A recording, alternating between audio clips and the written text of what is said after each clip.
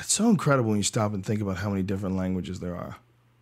Oh, yeah, and they all developed somewhat similarly. And how long was it before they actually started writing shit down? How long did they have language before they actually wrote things down? Yeah. Because I've read... a while before they put signs to it. Probably tens of thousands of years. That didn't happen the other way. Yeah, I don't know how long the first written language was, but I don't believe it was more than 10,000 years ago.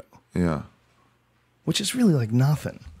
It's kind of crazy. It kind of hurts your head when you stop and think about it. That's as long as we've been able to communicate without being there. Stop and try to put your head around that. And this is what I would always use as an example. If I was in a crowd, say if I was doing a comedy show and there was 100 people in the audience, I would say, what you guys represent, if you lived your lives, birth to death, just this little room, a little tiny group of people, of 100 people, but what you represent in terms of potential life. One person lived this whole life, the next person was born. Exactly. If they lived their lives birth to death to the max, which is like 100 years, which is the most anybody ever lives, they represent 10,000 years. Yeah, and that's as long as... That's incredible. That's as long as we know about human beings. Wow. But like 4,000 years ago when we got the Bible, that's right? Yeah. 100 people. That's when everyone was like Bedouins. They lived 100 years. Isn't that 10,000?